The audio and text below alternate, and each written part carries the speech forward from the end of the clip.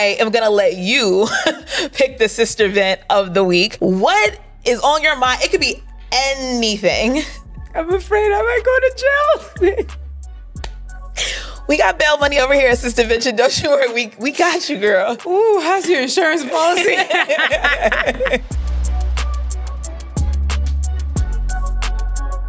Welcome back to Sistervention, the podcast where we redefine sisterhood one conversation at a time. I'm your host, Crystal Chanel, and today we are talking about a topic that definitely sparks a lot of debate: med spas, beauty standards, and self-image. There's so much misinformation, and I have the best injector in Dallas here to debunk all of your med spa myths. I am joined today by Ryan Abety. Thank you for having me, Crystal. Of course. I must say, Ryan is so knowledgeable. She is so clever in her content and promoting her business. And I absolutely love that I feel safe with you and that you are so smart. I really love a girl who is smart. Aw. Yes. And honestly, I'm going to, before anything else, I don't want to forget to say this. Congratulations, by the way, because you talked about doing this. She's talked about doing this. She's talked about doing it. And now you're actually doing it. So I'm really proud of you. Thank you. And thank you for having me. And I cannot wait to get into this conversation. Yes. Okay, I can't wait. Y'all are in for a treat, okay? So let's get started at the beginning. How did you even get into injections in the aesthetics world? I think my story with aesthetics is a little bit more complicated than most people's. My very first time that I got Botox, right, I was 11 years old, right? And wow. I know. Look at that shock, right? Very first time I got Botox was 11 years old, but it wasn't for aging or anything like that. People forget that a lot of these things have medical uses, like actual medical uses for health issues. When I was born, I guess I was such a chubby little baby, but now I'm a skinny little thing. But Okay. But I was fat, and my mom couldn't get me out, right? And so they used forceps. I was born in Cameroon, Central Africa, 1993. They were still using forceps. That's a thing. They used forceps to yank me out, okay? And in so doing, they damaged the nerves going down the left side of my body. And as I was growing up, my doctor noticed that this muscle, the trapezius here on the top of my left shoulder, was the most active, and it kept growing and growing. And I literally looked like a muscle builder, like a training man. Oh my goodness. That's how high that muscle was. And a doctor in Boston who was friends with my mom was like, have they tried doing Botox? Because that's going to stop the muscle from moving, atrophy the muscle, and force the rest of my arm to kind of kick in and do the work since that muscle is shut down. And that was the very first time I got Botox in my life. And I've been getting Botox on my arm since then, since I was 11. Now I'm 31, so 20 years of that. And I think that was an introduction to this on the medical side, right? And that's where my appreciation for what one little syringe can do for you really started.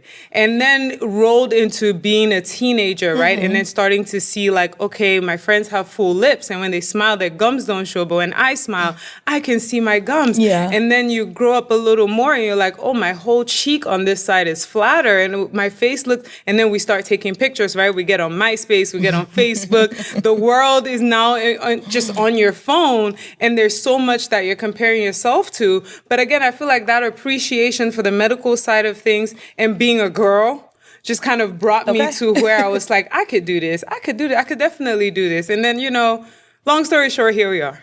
Okay. So look, I told y'all were going to be in for a treat. Okay. Because who do you know who has Botox since 11? I was not expecting that. Okay. Yeah, no, I don't lead with that one. Right. I'm like, I don't know if we all knew that. I think it's so interesting that you mentioned just the medical side of it. I know you have a background in medicine as well. And I think that is part of the reason why you can talk about the party parts and use their actual names and have so much history and knowledge behind it. Walk me through, because I know you've definitely touched on this on social media. Walk me through the process of opening up a med spa, because I know that you don't necessarily have to have a background in medicine to have one. It is preferred, and I think you have to partner with someone if you don't. So walk us through just kind of how you get in that industry and why people are really just kind of all flocking to the med spa industry right now? I think one of the things we need to admit is that the beauty industry is a $1 trillion industry worldwide. Women are never going to stop wanting to look good, wanting to improve on their looks. And so naturally, if you're just seeking ways to make money, you're going to gravitate towards the beauty industry, right? And I think that's where a lot of people are coming into the med spa industry from, the money-making aspect. Right. Now, the same way, if I have no expertise in real estate, but I have some money, I can start a real estate company and hire a bunch of realtors and developers and people who have real knowledge and expertise in that field. Is the same way a lot of financiers open med spas. So a lot of the med spas in all of your greatest cities around the world are not owned by doctors or nurses. They're owned by the people who have money to finance the equipment, the products, and everything. But those people now hire doctors and nurses. Now, if you're a girl like me who went to nursing school and is a nurse, and maybe you're working at a hospital and you're trying to make your way into owning your own business, it's a very different path for you because you don't have that financial backing that those financiers have. So you have to be very smart about how you do it. I think the biggest thing is to, one, make sure that you have a proper understanding of the market that you want to open your business in. Texas is different from Miami, is different from Boston, is different from France, Paris, France.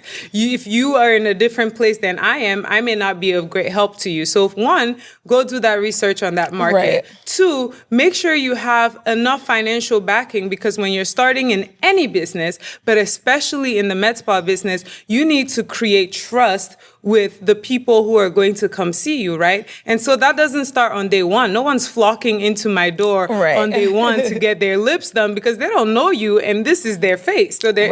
So you need to start slow and plan to grow and scale as you're gaining the trust of people. And I think the third thing and the most important thing that nobody brings up, get the services yourself. I am not going to go get Botox, filler, anything done from a person who does not even get it themselves. If you don't like it, then why do you think, how can you sell it? How can you properly sell it, administer it? How can you even understand how it works if you yourself go, I don't need no Botox? Well, then don't sell it. Right? Yeah. Especially, I think, if you've ever gotten the services done, it feels weird. You have to wait. It settles. Like, it's just such an unknown experience. And I think that is one thing I love about you is the trust that you build with your clients. Ryan will sit you down and be like, so why do you want this? Why? Tell me why you hate this part of your face. I'm like, I didn't say all that, ma'am. I just said I was thinking about maybe and I'll be looking at you in the eyes like, and stare at your face. You're like, is it crooked? Like, what is she looking at? I don't see anything. You tell me what I'm looking at because I don't see nothing wrong with you. And that's a good part of it because like if you cannot vocalize the problem, then you're expecting me to create a problem for you, then turn around and fix it. And that's a conflict of interest. And that's a very dangerous game to play. It's a huge conflict of interest if I'm the one telling you what's wrong with your face and I'm also the only one with the solution for that problem. You tell me what the problem is, and then I can find a solution for you. But if you're looking at me to go, Ryan, what's wrong with my face? I don't know. I don't see anything. And that's really, really important because if you go to an injector who is trying to sell you Botox and then starts pointing out all your wrinkles, I mean... Come on now. Have you seen that line? We're going to need to be a little smarter than that. We're going to need to be a little bit smarter than that. Yeah. So I know we just really talked about like the ethics of it all. If you follow Ryan on TikTok and Instagram, I highly encourage you to do so if you do not. I know you got in, quite some controversy for calling out people who are not doing their job properly. And when I say not doing their job properly, that's a very broad term because what I'm referring to is just complete and utter illegal activity. Like, it's just bad. Straight up felony. It's just bad. Not misdemeanors. This is not a parking ticket. These are felonies, guys. If you do not have any type of medical license or medical training, and then you proceed to set up a space in which you inject the faces of people with products that you cannot be sold because you don't have the medical license to get the right products. So you're buying stuff off of the black market. Here's an example. I use Botox by Allergan, right? To get that Botox, my medical director has to sign a sheet and put his medical license number, and then it's shipped over to Mysa. A person who doesn't have any of those credentials cannot get that Botox. And so when they inject your face, it is only God and them who know what they're putting in your face. Nobody else knows. And so that is a felony crime. And when I brought it up, the fact that it was controversial actually nearly killed me. I was It was pissed very scary. because how is this controversial? How are people upset that I am saying a person is literally injecting stuff into your face that they don't know how to inject? They don't understand the anatomy of your face. Right. And they definitely don't care about your life if they're choosing to do this. But it was fun. I had a great time doing Anatomy it. or autonomy? Oh my God. Guys, I promise This Ryan is going to be one of the best follows. This is my full face autonomy. I said, mixed. Female. As a mixed female. I'm not mixed. I As love a mixed it. female. What we were referring to is Ryan constantly calling people out on social media for all the BS. Honestly, I think I love the fact that you stand up for what's right. You do the classiest reads in the world. They're so smart. And I just think it's so funny because I'm just like, if you get lip filler with a hyaluronic pen, I am telling you right now, you heard it first, go straight to the hospital. Go straight to the hospital. I could not believe what I was seeing. And I think, it's very similar to like butt injections back in the day when people were going in and getting legit like cement put in their behinds. It's very, very scary. And I wanted to bring Ryan on because I think there are just so many controversies about just Botox and filler in general. And people think you're insecure and like you don't like yourself. And I'm like, actually, personally, I think if you don't like something about yourself and you are willing to change it, you are more confident than the person who looks in the mirror every day and hates themselves. Exactly. Because it takes a great amount of self-love and empathy for oneself to take the steps necessary to change the things about yourself that you do not like. Right. Right? If you feel like, I'm overweight and I don't like that, it's hurting my knees, it's hurting my back, and you take those steps to go to the gym, and I come to the gym and make fun of you for being at the gym overweight, that's crazy, right? You would tell me, hey, Ryan, that's insane. Don't make fun of this girl. She's clearly trying to better herself. So why can't we apply that to the girl who has a face full of acne and spends $1,000 for me to help solve that? Or apply that to the lady who has lost a lot of volume in her face as she's aging and just doesn't recognize herself anymore, and then comes to me for me to fix that. It is the same thing. You look at yourself, you see something about yourself you don't like, you take the steps necessary to fix that thing. That is self-love at its finest. Self-hate is pretending that you don't know that this thing is affecting you and by default affecting how you approach the world. Yeah. I wouldn't sit on camera with my hair slicked back in a pixie cut if I didn't feel good about how my face looked. And that may be what's stopping you from getting on that Zoom. Okay. Get on that Zoom. No, I think it's so true. I remember when I first really started doing TikTok videos, I had never even really considered Botox or filler or facial balancing or anything. And then obviously you start seeing more and more girls do it. It's getting popular.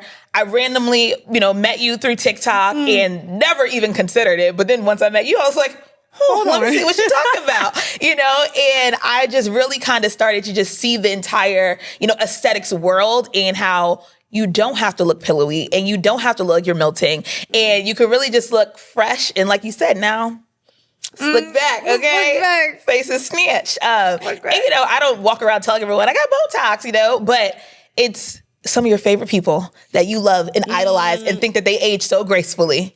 Are doing these procedures. But I want to get a little into skincare because I know you don't just do injectables. You have an entire spa. I want you to tell the people about other services. I know you recently took a trip to Korea and you were able, you've been all over the world, truly. Truly. I mean, not just Korea. I just love that trip because I had went over there right after that. So either way, tell us about all the things that you offer at Mysa. Well, I think to even do that, we'll be here all day, right? If you go on our website, it's like over 60 services. I think the underlying principle with what we offer at Mysa is a holistic approach to how you see yourself as beautiful, right? And I've had so many clients who will come in for like a profile balancing and I'm like, baby, let's start with your skin. right? There's some hyperpigmentation that is probably making you think your face is uneven. But maybe if we get rid of those dark spots, then we can revisit this topic of fillers again. And usually when you are able to help people with every aspect of their beauty, they feel more trusting in you, right? Versus if you came into Mysa and all I had was filler and Botox, then all I would ever offer you is filler and Botox, regardless of what else is happening to your face. That is what made me build Mysa the way it is now. I should be able to take care of your face, your skin, and then structure,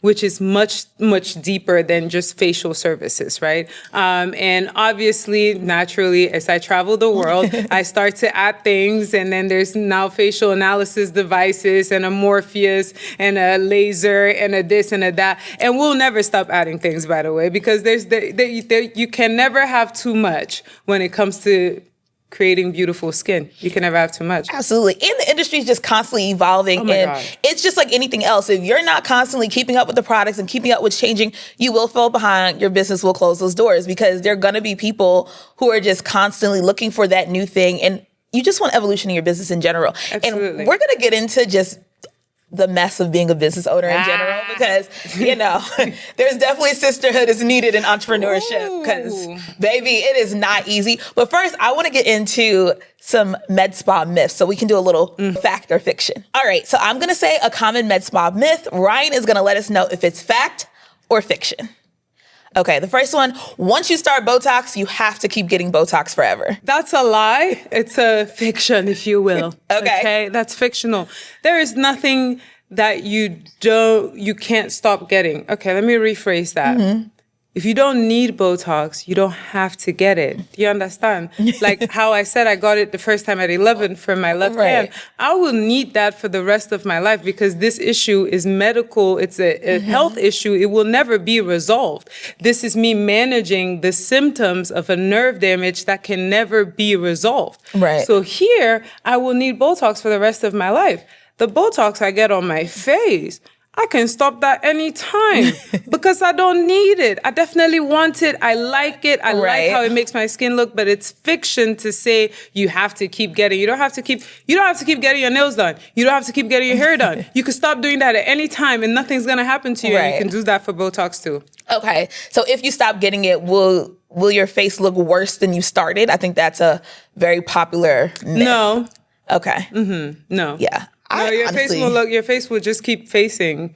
Your muscles were going to keep muscling. Your skin was going to keep skinning. It was going to do whatever it was doing without Botox help. The body is a beautiful machine. It heals itself, okay? Right. Botox atrophies the muscle because it stops the muscles from moving as much. So when there's no more Botox, the muscles keep moving. They start moving again. And then they grow back to whatever size they were before you got Botox. And that's it. They don't get worse. Okay, so fact or fiction, cosmetic work is addictive. Just like they say tattoos are addictive. Personally, I don't think so. Cosmetic work is addictive. Looking beautiful is what is addictive. Okay. It's not cosmetic work that's addictive. Let's go back to the nails and hair thing. They stay done. You're addicted to how they look, baby. You're not addicted to the nail spa. You're addicted to the look of your hands when your nails are done. And I think that's the same thing for cosmetic work. The work itself is not addictive, but the way you look and how you feel when you've gotten good work done, that is what's addictive. That's what brings you back for more. Now, to expand on that, on another day, you can talk about the people who go to an extreme, those who have body dysmorphia and can't really see when they have gone overboard. Right. And that's when ethical practitioners come in where it's like, baby, no. Right? But that is an extreme. There's extremes to everything. Right, of course. Coffee can be addictive. Cookies can be addictive, right? We have the whole show, My 600-Pound Life, for a reason. Food can be addictive. It's very addictive. However, when you eat and you're full, if you stop, you'll be good, right? Same thing with cosmetic work. When you get a good job, stop. Okay. If you get fillers once, your skin will start to sag after the fillers migrate. Fact or fiction? After the fillers migrate, who said the fillers will migrate? Who said they must migrate? This is what the people are saying. There's two questions in there. Both are fictional. One, fillers do not have to migrate. The only time fillers migrate is when they're not placed properly. There's different layers in the skin, and when we're placing filler, we're trying to put it in the layer where it will be anchored by other skin tissues. A person who doesn't know what they're doing or doesn't know the anatomy of the face will place it in the wrong place, and then it will migrate. Now, if I do your fillers, it won't. It won't migrate. And we do a good amount to prevent skin from sagging. There's only a certain extent to which anybody's face can stretch. You have a different baseline face than I do, which means at baseline, you could probably accommodate more lip filler than I can because your lips at baseline are bigger than mine. If I try to force your amount of lip filler into my lips, I will force migration to happen. And when that filler is gone, my lips could look weird and wrinkly because I overstretched them. So again, it's a matter of the knowledge of the practitioner. Go talk to somebody and stop listening to these haters on the internet. Oh my God, let me stop. Listen. Stop listening to these haters on the internet. There's so many women who don't want you to feel confident or to spend the money that it requires to make you feel good and look beautiful because they can't do it. And if they can't do something, instead of shutting up about it, they want everyone else to be equally as miserable as them, and then they spout these lies of you're gonna look old and your face will look pillowy and Botox is gonna make you look older sooner. That's bullshit. Next question. Okay. You should start Botox as soon as you see wrinkles. Is that fact or fiction? You can start seeing wrinkles at the age of 8. Don't start Botox at the age of 8. That's fiction. Okay. When it comes to when should you start Botox, that's another great time to go talk to a practitioner, right? Because I will ask you 3 questions. 1, what are you looking at? What are you seeing? As I always ask, what is it that you're seeing? 2, why did you think about Botox for this thing that you saw? Because something must have led you to me, right? Something must have made you think, ooh, Botox can solve this for me. Right. And then 3, what is your plan for maintenance? Truly and honestly, if you're a girl who's like, I don't think I could do this 3 times a year, maybe twice a year, then that determines how we can address this problem for you so that you can have a long-lasting solution, right? And so those are 3 things that a good provider would ask you. And so if you feel that this line needs Botox to solve it, go talk to someone who does this professionally so they can help you. I will say, though, when you are under 25, give your face a chance to finish doing what it needs to do. I say this as someone who started getting filler and surgeries at 22. I should have given my face a little bit of a chance. I went and had all of the fat hair dissolved. And now I know that when I hit like my 40s, 50s, that will, yeah, you know what I'm saying? It will be real gaunt. It's gonna get snatched. a little real snatched. So just learn, give your face a little bit of a chance. Allow it to be fluffy. Allow the lines to happen. You're young. Shit happens. You know, start getting facials. Start exploring, but give your face a chance. But if something is really bothering you, because again, people's faces are different. There's some people who at 25 look like they have aged 10 years because they're in med school or some nonsense. Right. So go see somebody about it and get professional advice as to whether now is a good time to start. Okay. And I know you mentioned being able to keep up with the maintenance. About how often should someone, if they start Botox, how often should they be coming in? Now, me personally, I get my Botox quarterly. And I have clients who their schedule is set. Like they're in my calendar till 2027. Oh, wow. Like once every 4 months, every 3 months to come in and get their Botox done. But that is a matter of preference. Like I said, it's the 3rd question I ask when you come in. What's your maintenance looking like? What's the schedule looking like? Because whether we like it or not, Botox in this category, all this cosmetic work, these are luxuries, right? These are not things you need to survive. On Maslow's hierarchy of needs doesn't even have it on there, okay? So there are things that make you feel better about yourself. And so you have to have that conversation with yourself. I don't know your finances. I don't know you, girl. I just met you. You're the one who lets me know, is this sustainable? And if this is sustainable, how is it sustainable for me, right? Right. So that is a conversation you have with yourself. You understand that with yourself, and then you communicate that to me. Hey, Ryan, I think I can do this twice a year. I think I can do this 3 times a year. If I can do this 3 times a year, how much should I be getting? Or how little can I get? And we have that conversation. We determine your maintenance schedule together. I don't put you on a maintenance schedule, and no one should. If somebody insists on you maintaining a schedule, they're not thinking about you. They're thinking about their bottom line. Absolutely. To think about them pockets, because I think I went 9 months one time. I was not coming every 3 months. She came back and she was like, it's been 9 months. I'm like, no way. I'm like, where'd it go? Where'd it go? Girl, you ain't been here forever. It's been a year. You're right. I just like the way it looks, but it's not like a necessity for me. There we go. That's the thing. It's not a necessity.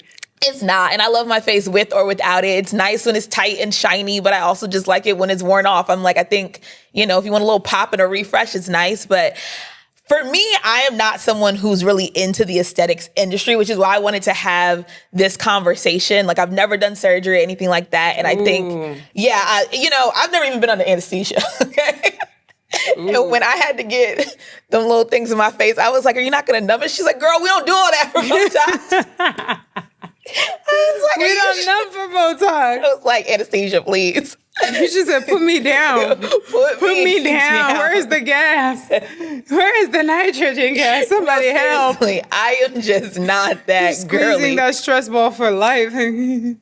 Okay. No, but okay. So I do want to get into the cost. I did a episode a few weeks ago called The Price of Pretty. And, the cost is constantly going up between the lashes, the nails, the hair, the makeup. Now we're getting into the skincare, the laser facials, the injectables, the Ozempic, the BBLs, the lipo, all the things, right? It costs to be pretty. So on average, when a client walks in, and I know this is going to vary because everyone's going to get different things and you're never going to push anything on anybody. But on average, let's just give people some general baseline numbers. Now, don't go in Ryan's salon saying, I watched this episode, you said I can get Botox for $200. That's not what we're doing here. But on a baseline, how much do these services cost? I think the way I have addressed costs for consumers at Mysa is by being transparent. Right. The price is on the website. Okay. And when someone doesn't have their price available for you to see before you go in, be weary of that, right? You should be able to see what these things could cost you. Like I said, I don't know you. I don't know your finances. I don't know what's going on in your life. But if you can see online that, Botox starts at $10 a unit and I can get lip filler for $600 and I can get, there's a 10% discount going on. That allows you to estimate how much can I spend to get some lip filler and some Botox today, right? And so my way of addressing cost is by price transparency. If anybody can see before coming in, then when you walk in, I know you've already determined for yourself what the cost is going to be for you today. Now, when it comes to the fact that this is just one of many things that we do to stay beautiful, you have to determine for yourself, which is most important to me, right? I always say it, I'm not a makeup girly. I have 3 things. I've used the same 3 things since 2016. Rihanna dropped Fenty. I've never left Fenty alone. You know what I'm saying? The foundation, concealer, setting powder, the same naked palette. I change it every now and again. I have kept the cost down on my makeup in that sense, right? I've kept the cost down on my hair. Because of my career, the cost is down on my nails. I can only do so much when it comes to nails. And so as such, I have found a place where I'm investing a lot of my money, and that's my skincare, my skin treatments. And so for some people, you have the finances to stretch across all these things. But for most people, what I will say is think about the thing that makes you feel the most confident and invest that time and money into that thing. I love beautiful skin. I rarely ever wear makeup. And so investing into my skin makes a lot of sense versus buying a $90 tube of foundation that I'm going to wear once a month. That doesn't make financial sense to me, right? And then when it comes to things like plastic surgeries, you should be trying to get those done once in your lifetime. Right? There's a little maintenance here and there. If you get breast implants like I have gotten, they tell you every 10 years you want to switch them out. That's a good timeline. You have 10 years to plan for that next switch out, right? But outside of that, it's not a daily thing. So really think about it and then make the investment if it's going to make you happy and then work on maintenance, right? But yeah, again, it's about price transparency, Let your providers show you how much this will cost you when you walk in the building. Don't let anybody surprise you in a chair. Don't let anybody surprise you in a chair. We've all been there. I hate when they say, oh, you have to come in and then we're going to tell you. Why is it a secret? That is the absolute worst. Or when you get in the chair, the price changes. Ooh. And now, granted, I understand, especially, in your head, you calculated you only needed 20 units, but to get your desired results, right. you may need a little bit more. It's a good conversation to have. Right. It's like, here, you thought you needed 20 units. Let me explain to you why you need 30. And if you really only want to do 20, it is my job to figure out how 20 can get you as close to where 30 could have. That is my job to do. Challenge your providers. Challenge all your service providers. And I mean every single one of them. Ask them questions. Embarrass them with questions. Like, I have had people ask me questions where I'm like, baby, I'm going to have to do some homework on that because I really don't know. And that is good. Don't put yourself in a position where people are imposing things on you and you think, well, she's the expert. No. Ask them some questions. No, 100%. I can't agree more. And that's why consultations are so important. I feel like if they're not willing to consult with you, even if it's when you went in and just say, hey, actually, I'm not comfortable, or I'm going to get up out this chair and this was the appointment, because you really, especially when it comes to your face, I don't play about my face. I hope anybody watching this also does not play about their face. But TikTok lets me know that a lot of people play about their face. Literally doing hopscotch with their face. Yeah, and it's so concerning. And I think that's why, this aesthetics world gets such a bad rep, because it's just a lot of tomfoolery, like, all the time. And I think that the biggest thing about the bad rep is that people don't feel comfortable coming out and talking about the bad work, the bad things that have happened to them, because we are so quick to judge a person for even wanting that thing in the first place, right? So somebody is going to go in to get some lip filler because they want some lip filler, and that's it. That's the reason why they went in. They go and get the lip filler, they get hurt. They come out and they tell us, oh, we got hurt. And what's the majority of the comments? Why you do it in the first place? Why didn't you love yourself enough? Why didn't you? And so many people feel much better just concealing the fact that they have been played with because they're afraid of the judgment of the general public. I always say, if somebody went in to get like a stitch for a wound in the ER and they stitched the wrong hand, we will crucify that ER. We'll be like, what kind of doctor is this? What's wrong with you? Why did you do that? Because we feel like, that was medically necessary. Right. But if a person needs something to enhance their beauty, we need to think about that as a mental health necessity. No, it's 100%. It is a mental health necessity. They went in and they got botched. We should be fighting for them as much as we would fight for that person who got the wrong hand stitched in the ER. Right. No, that's a fact. And, as you were talking just about the confidence behind, the beauty image, where do you get your confidence from? Ryan is a very confident woman. She has done things that she is proud to say. She's in the aesthetics and beauty world. Where did you get that confidence from? Nobody can beat me. That's really it. That's really also, okay, that was a joke, obviously. But nobody can beat me. And also, nobody is God, right? Nobody here on earth is God. And I am, believe it or not, a very staunch Christian. Yeah. I love me, my little baby Jesus, and I sincerely believe that we are all children of God. I am a child of God, not in the weird way, but in the sense that I believe that he is all powerful. And if it was not his will, I would not have the way. Right. And so if the way is there, I must obey his will and follow through with it. Mm-hmm. But more importantly, it's easy to be discouraged on earth. It's easy to be discouraged when you see a lot of people doing a lot of things around you and you feel like you're stuck. I felt stuck a lot of times. I don't know if I've told you this, but I have a son and he's going to be 13 this year, which means I had him at 18. I have felt stuck a lot in life. And I think a lot of my confidence has come from the fact that I sincerely believe in my own intelligence, right? I believe that I have invested the time to make myself knowledgeable. I believe that I have invested emotionally into everything that I have done. Mm-hmm. And I sincerely and honestly care about people who are around me feeling and looking their best. And because these things are sincere and honest, I stand on a very firm foundation when I am approaching the world. When the foundation is shaky, the person will not be confident. They know they're standing on Nonsense. I was going to say bull, but I can't swear. They're standing on nonsense. They're not confident. I stand on a foundation of honesty, sincerity, and a willingness to learn. I am willing to continue learning. And that makes me very bold when I approach the world because I'm okay with being wrong. And I have a lot of faith in my God. But, again, nobody can beat me. Nobody can beat me. So you touched on a lot of things right there. One, I want to talk about the discouragement because, as business owners, as entrepreneurs, baby, as Black women. as Black women, you have to know the good Lord because you will be calling on him daily, hourly, okay? I cannot tell you how many times I'm like, Jesus, help. Go in my office and Jesus. Where are you, Lord? And I think anyone watching this knows the struggle. But, you're also a mom. You're a business owner. You're a content creator. You're so many things. You're a homeowner. Like all these things, right? That house. And, we always hear... That house. I know. The house will kill me. The house will kill you before the business do. I'm going to be honest. I swear, it just stressed me out right there.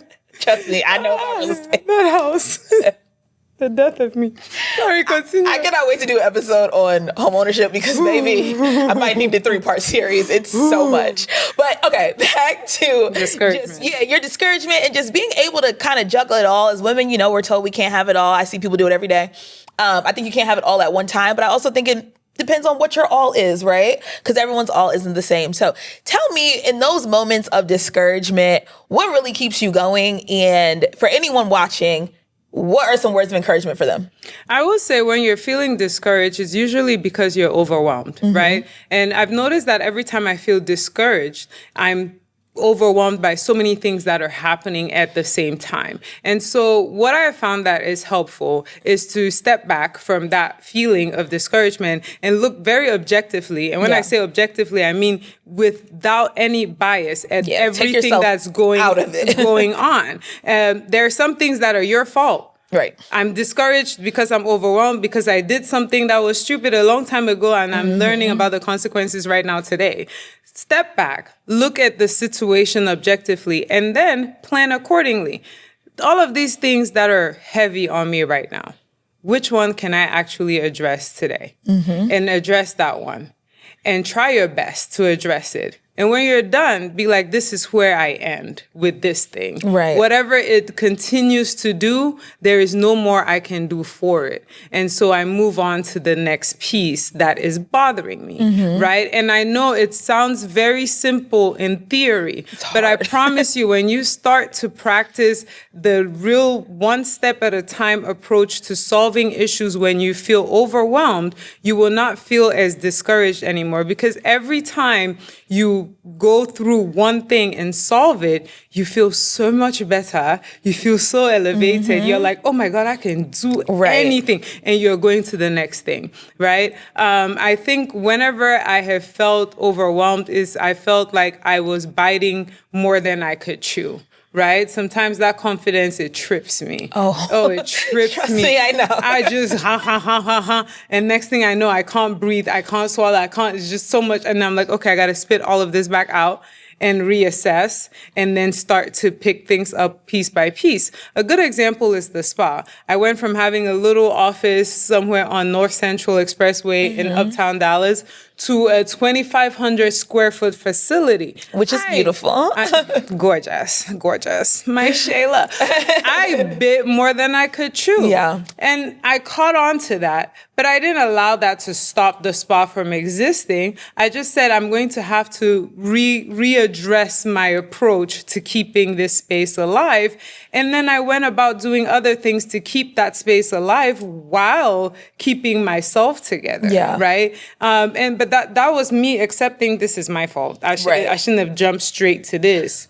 But do you feel like that's a catch-22? Because anytime I'm overwhelmed and I take on a lot and then I get it done, I'm like, oh, well, actually, I can do it. And then I find myself... That's where that confidence trips you. That's what I'm agreeing. I find myself still doing it, though. Like, even though, like, we did an episode on burnout isn't your birthright, and we talked about that, and I had the same exact approach to kind of, decreasing the burnout is take it step by step, focus on what you can do today, and not be overwhelmed by all the things on the list. But as a high-achieving Black girl, oldest daughter, that list is always going to be very long. I'm never going to stop. So I just find it interesting when you're talking. I'm like, well, now that you got the 2,500 square foot, now you know that the next one could be even bigger, or I could do this times 3. And then it's like, are we back to, the same place? My dumb ass said I could do this times 4. That's what I'm saying. And now I've had the longest year of my life, and But it's is it March. dumb? And it's sad. No, but I think that it is very easy to be discouraged. This society was not built for us. Yeah. One. And I think I've said this before on my TikToks or something. I always have a great appreciation for Black Americans. And when I say Black Americans, I mean like people who are Black Americans, right? I'm Black in America, but I'm an immigrant from Central Africa.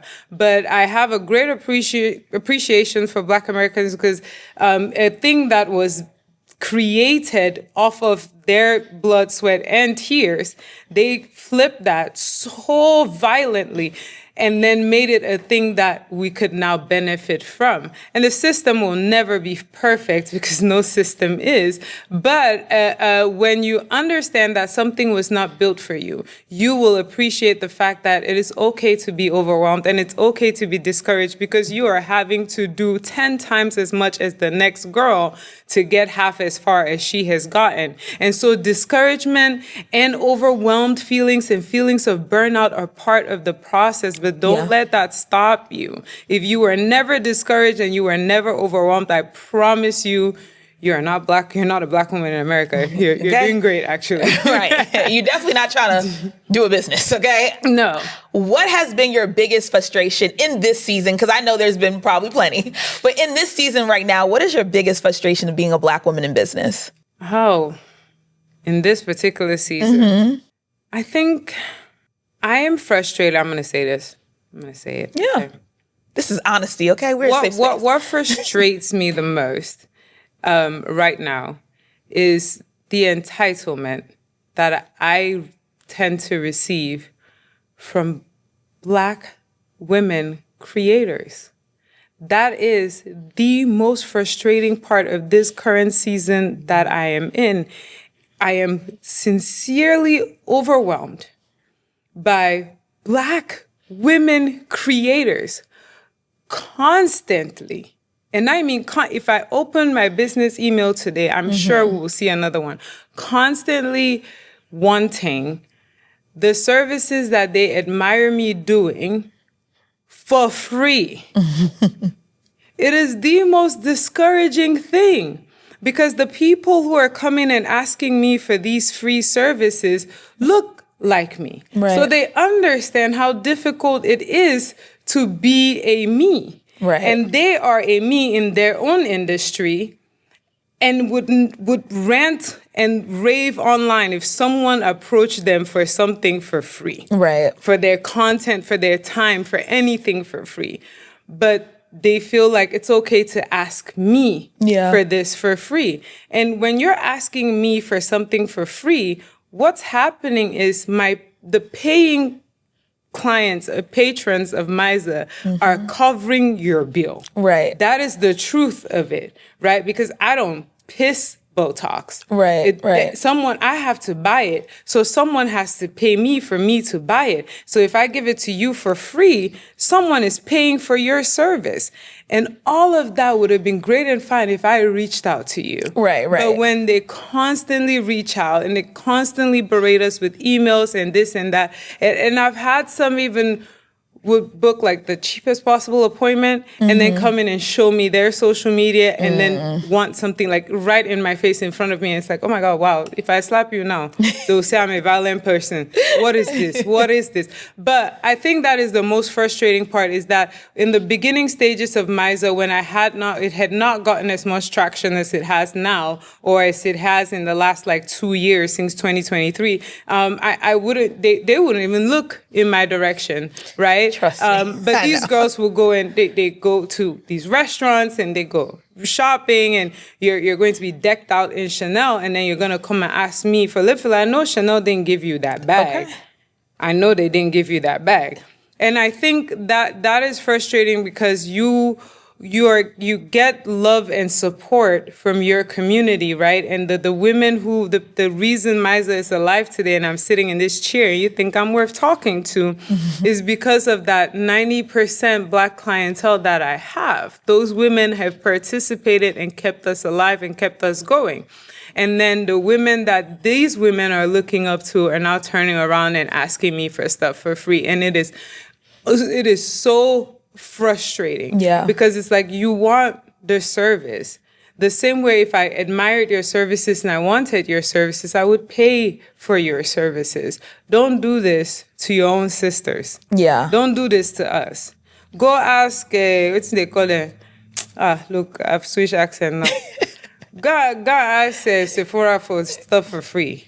Don't ask me. Yeah, I mean, it really feels like a slap in the face. And I think very similarly, like when you're building something and no one, I mean, the amount of emails I've sent out, and I just recently even started reaching out to people because I wanted to use my network first, the people that I have relationships with. I have so many friends who are small business owners and big business owners, and I wanted to bring them on so they could promote their business and just talk to them because I love them. We're on the journey together. Right. So I just recently started reaching out to local people here, and it's just so interesting. Even just to support the fundraiser, I'm like, cost you nothing. If you have a dress, y'all get free dresses all the time. I mean, crickets. Radio silence. Now, watch your podcast blow up. The moment there's an episode, it's always absolutely. Like, oh my God, do you want me to come talk to you real quick? I just want to talk. And then they'll say all of their followers like Joe. Yeah. Please. It could definitely be discouraging. And I think also it makes you feel like they don't see the value in what you do, but you know that they see the value in what they do because you want it because it's good. Because it's valuable. You're coming to me asking me for this service because you see my work and you see that we're doing great work, right? And you want that work. You do. You want that work, but instead of just getting that work the way everyone else is, because they see the value in it, so they come and they spend their hard-earned dollars on those services. You want it for free because 100,000 people follow you. It's like, what's it concern me? What's my business with your followers? What is my business? Yeah. Anyways. I think in this season, right now, in this moment, that is the most frustrating part. And I feel very bad about it. I feel very bad, like, because when I see those, I get truly upset, angry, like very angry, and I just like, okay, just don't say anything, right? But it's like I'm side eyeing you. So we are now at my favorite part of the episode, the sister vent for the week. And I am going to let you pick the sister vent of the week. I'm springing this on her, so I don't know if she has anything for us, but we'll see. What is on your mind? It could be anything. Whatever the first thing that just came to your mind, that's what we're venting about today. I'm afraid I might go to jail. We got bail money over here at Sistervention. Don't you worry. We got you, girl. Ooh, how's your insurance policy? What do I want to vent about? Nah, I'm just kidding. I know what I want to vent about. And I'm going to try to keep it relevant to the topic, right? Sure. But it doesn't have to be. No, but it does. Okay. But it really does. Because it's relevant to kind of almost everything. But since we're on the topic of women feeling beautiful, right? I want to talk about men. Period. I want to talk about the negative presence of men in beauty for women, right? Because the same people who are demanding, not explicitly, okay, implicitly demanding the most absurd changes in beauty standards are the same people constantly criticizing women for wanting to be beautiful. And this comes up because I had a conversation the other day, very frustrating conversation. I nearly slapped this man. He's a pastor, okay? And he's one of those pastors who believe in the gospel of prosperity, We all know the types, the ones that have 3 Rolls Royces, 7 mansions, and a yacht, and stuff, and jets, and they cannot fly on a public plane because the demons are on there and they need a jet. And Jesus wants you to prosper, and that's the gospel they preach, right?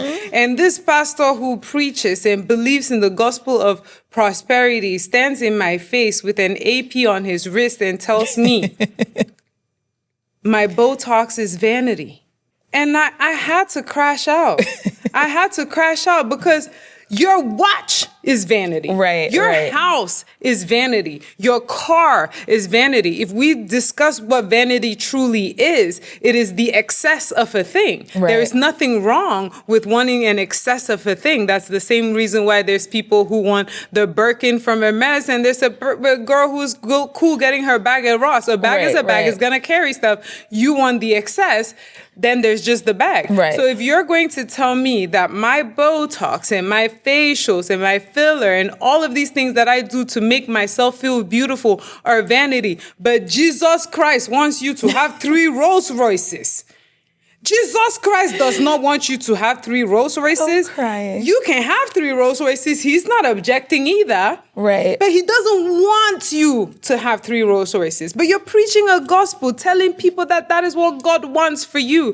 What God wants for you is for you to be happy. What God wants for you is for you to feel fulfilled in your life, to feel proud of yourself, to feel a sense of self-worth and a high sense of self-esteem. Because I'm telling you right now, the devil's favorite playground is a person with low self-esteem. Amen. If your mind is not up there, can't say, nobody even said hallelujah. If your mind is not sound and you do not feel good about yourself and you do not feel good about who you are, the devil is going to walk in and he is going to do the Dougie in your brain and he is going to use you and you are going to further do things that will damage you because your mind was not sound. The Lord wants you to be happy. And these men, when they see that you being beautiful makes you happy, you being beautiful has lifted your self-esteem, you spending money on yourself has lifted your self-worth. So when they come and tell you, oh, I can't, and that's not enough for you anymore because your worth is up, they turn around and say, oh, you're vain. You're too vain for me. And you should drop all of this stuff that you do to make yourself feel beautiful because that stuff is making you think you're too good for me. Right. And that is my event of the week. No, baby, preach, okay? Because when I tell you, I did an episode in a rant a few weeks ago about just how we do so much to look good for who? It can't be these men who are legit out here looking like spoiled bananas. Like, there is just no way that we are doing all of this. So I always say, like, do it for yourself. Amen. I preach self-love so much for that exact reason because people love a girl who is weak, who has no mind of her own, who you can tell and beat down. That is their favorite type of girl. What did I say? And I don't know if you're dating, but me and my friend talk about all the time. When you are building something, it doesn't even have to be a business, but when you are building something for your life, you're trying something new, you're doing something challenging, the fastest way to slow your ass down is a man. Look. He will step in and step on that shit. There are so many times where, you hear the stories about, oh, my man opened this salon for me and he did that and he did that. And I think those things are great. Use what you got to get what you want. But let me tell you something, that the worst thing you can do is let someone come in and slow you down. And when we talk about like dating and entrepreneurship, me and my friends think sometimes we're like, we don't really know if a man would be, we want to be married and all the things, whatever. But we always laugh because we're like, I think it would just be in the way. He would just be literally in the way. And I always say, the right one will come because he won't be in the way. He'll help you get to where you need to go. But all that other nonsense is rough. So I want to know real quick, how has dating and trying to build something really purposeful been for you, especially, given how you feel about, men kind of tear us ladies down, especially in the beauty world? I will say this.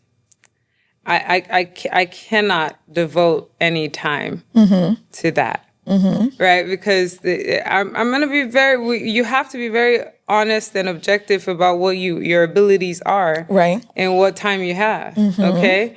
What do you want the most? What I want the most, what I've always wanted the most, is to be the best that I can be. Right?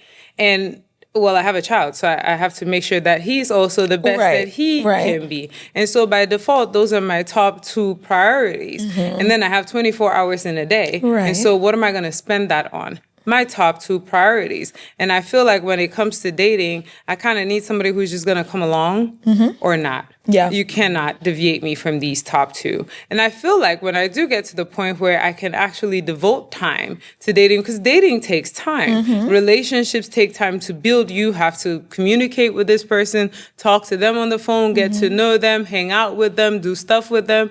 I can't do that if I'm spending 10 hours a day, 6 days a week within the 4 walls of Mysa. That's not fair to ask of him, nor is it fair to ask of me in this phase of my life. And so my approach to entrepreneurship and dating is I don't think in the way I want to be an entrepreneur and the type of success I want to achieve, I don't think that is feasible at this time. However, with that said, I do believe that because of the way that my life is, it has always brought the right people into me. I mean, look at you, you're here. Because of the way my life is, people always find me. When you are true in your path and you are true to yourself, your people will find you and you will build that tribe. And I promise you, within that tribe is your partner too. Sometimes that's the case. That is my piece there. Yes. No, I love that. And let the people know where they can find you. Where do we start? Right now you can find us in Dallas. We're in Dallas. I am, like she said many moons ago, Ryan. I'm in Mysa Medspa in Dallas off of North Stemmons Freeway. We will be coming to Miami shortly. Yes. We'll be coming to Minneapolis shortly. And, I'm saying this here for the first time. We'll be coming to DC shortly. Oh my goodness. So, yeah, like I said, the longest year I've ever had these last 2 months. That is exciting. Very. I'm so excited for your new locations. Give everyone your social handle so they can follow you on TikTok, Instagram, all the things. Mysa Medspa, MysaMedspa. That's pretty much it on all social media platforms.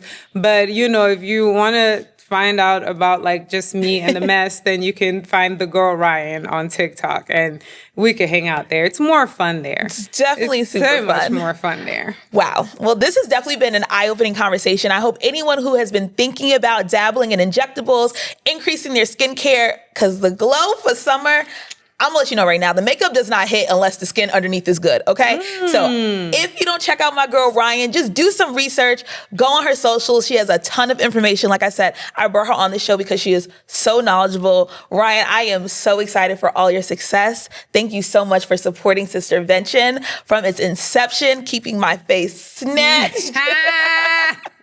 I had so much fun with you today. I hope you did too. I had a great time. I think this was a great conversation. I think so too. I can't wait to be back for more mess. Yes, we could do a part 2. You guys leave a comment below. Let us know your favorite part of the episode. Let us know if you have any more questions for Ryan. We'll bring her back. But until next time, guys. We'll bring her back. We'll just bring her back. We'll bring her back. Transport her back. As if she's not busy. We'll just go and kidnap her and we'll have Ryan in the back. If y'all got any questions for Ryan, we'll just bring her back out.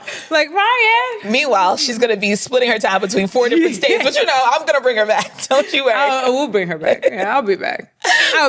But until next time, guys, thank you for watching Sistervention, and we'll see you again soon. Bye. Bye.